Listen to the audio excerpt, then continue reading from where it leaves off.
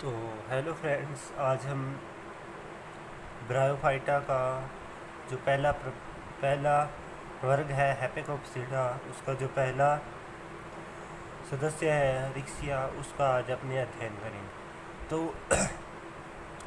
Riccia Riccia का प्रभाग है ब्रायोफाइटा। रिक्सिया का वर्ग है हेपेकोप्सिडा। गण है मार्केंसियस और कुल है रिक्सी और वंश है Riccia. Division, class, order, family और जेंडर, ये मैंने आप सबको बता दिया है।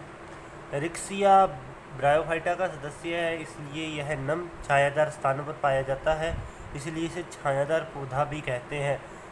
ये अंडरलाइन मैंने इसलिए कर रखा है क्योंकि ब्रायोफाइटा ज़्यादातर छाया में ही उगते हैं, इसलिए इसे छायादार पौधे भी कहा जाता है। ब्रायोफाइटा को छायादार पौधे भी कहा जाता है। स्थलीय व जलीय इनकी दोनों जातियां पाई जाती हैं। रिक्सिया की जातियां हैं वो जल पर भी पाई जाती हैं और स्थल पर भी पाई जाती हैं। तो स्थलीय जातियों के कुछ उदाहरण हैं: रिक्सिया इंडिका, रिक्सिया केशिका। और जलीय के हैं रिक्सिया फ्लोंटस और रिक्सिया आबुएसिस। अब ब्रायोफाइटा में स्टेम, लीफ और रूट लाइक कोई स्ट्रक्चर नहीं होती। ब्रायोफाइटा में स्टेम, लीफ और रूट लाइक कोई स्ट्रक्चर नहीं होती, तो इसमें एक थैलोइड बॉडी होती है।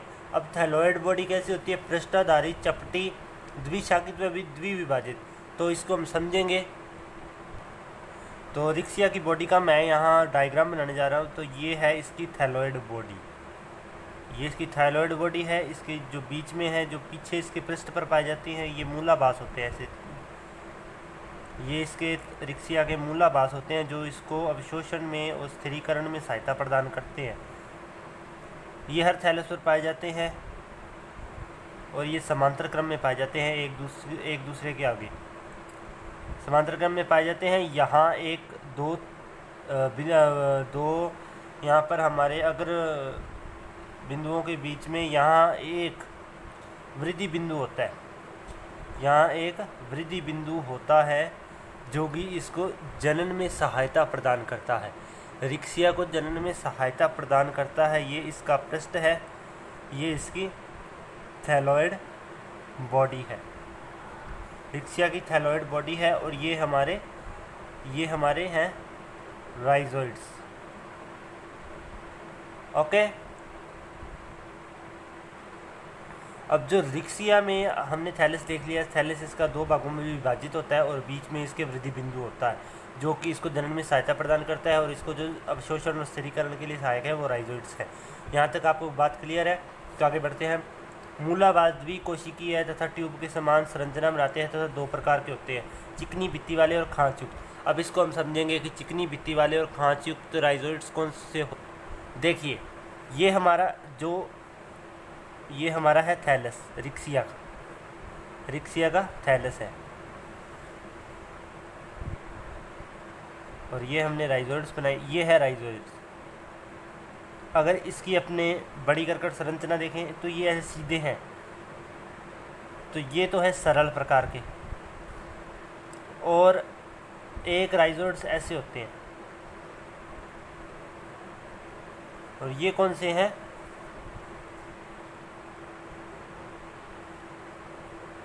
खाँच युक्त।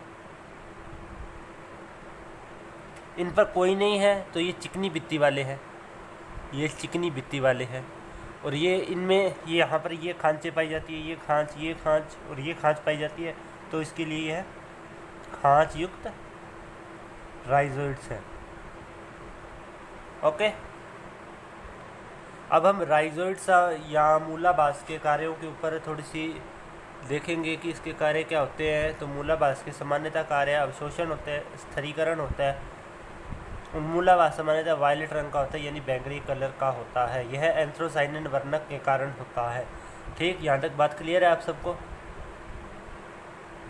अब हम थैलस की आंतरिक संरचना के ऊपर देखेंगे कि भाई इसकी आंतरिक संरचना कैसी होती है। रिक्सिया की थैलॉइड बॉडी के अंदर अगर हमने डाइसेक्शन लिया तो इसके अंदर का पार्ट कैसा होगा। इसमें सबसे ऊपर की परत एपिडर्मिस कहलाती है, तो इसको हम थोड़ा सा ब्रीफली एक्सप्लेन करेंगे। तो देखेंगे, तो यहाँ मैं ड्रॉ करने जा रहा हूँ एपिडर्मिस यानी thalloid body, thallus. Of Riccia. तो रिक्सिया का थैलस कैसा होता है अपने देखेंगे। तो ये मैंने बताया था आपको सबसे पहले, यहाँ एक होती है ग्रोथ पॉइंट। ग्रोथ पॉइंट होता है यहाँ पर राइजोइड्स होते हैं, और यहीं पर ही स्केल्स होते हैं। ठीक है, अगर अपने इसका ऐसे डाइसेक्शन लिया तो इसका डाइसेक्शन क्या हुआ हमारे पास, डाइसेक्शन क्या हुआ, ये ऐसा निकलेगा हमारे पास। तो इसकी सबसे नीचे ये राइजोइड्स पाए जाते हैं, इसके राइजोइड्स दो भागों में विभाजित रहती है। ये जोन होती है स्टोरेज जोन। स्टोरेज जोन जहाँ रिक्सिया अपना भोजन संग्रहित कर कर रखती है। यह भोजन किसके रूप में होता है, यह भोजन स्टार्च के रूप में होता है। किसके रूप में, स्टार्च के रूप में। और ये हमारे यहाँ प्रकाश संश्लेषी क्षेत्र होता है। कौन सा क्षेत्र, प्रकाश संश्लेषी, जो कि इनको पोषण प्रदान करने में सहायता प्रदान करता है। तो सबसे ऊपर की परत इसमें क्या होगी, एपिडर्मिस। ये क्या हुआ, फोटोसिंथेसिस जोन हुआ, जो इसको प्रकाश संश्लेषण में सहायता प्रदान करता है। क्योंकि जो रिक्सिया होता है वो कौन सा पौधा है, स्वयंपोषी है। मैंने आपको पहले वाले पार्ट में बता दिया था कि जो ब्रायोफाइटा होते हैं वो स्वयंपोषी होते हैं। अब हम इसकी जो है ब्रीफली एक्सप्लेन करेंगे। ये तो होता है क्लोरोप्लास्ट, और इसके ऊपर वैक्यूल्स होते हैं, या इसे एयरपोर्ट्स भी कहते हैं। इसे अपर एपिडर्मिस कहते हैं और इसे स्टोरेज जोन कहते हैं। स्टोरेज जोन में क्या संग्रहित रहता है, इसमें स्टार्च संग्रहित रहती है। और ये सिंपल राइजोइड्स है, और ये खांच युक्त राइजोइड्स हैं। यहाँ तक बात क्लियर है सबको। संग्रहण क्षेत्र या स्टोरेज जोन, संग्रहण क्षेत्र या स्टोरेज जोन में रिक्सिया अपना भोजन संग्रहित करके रखता है, जो कि मर्दूतकीय कोशिकाओं में होता है।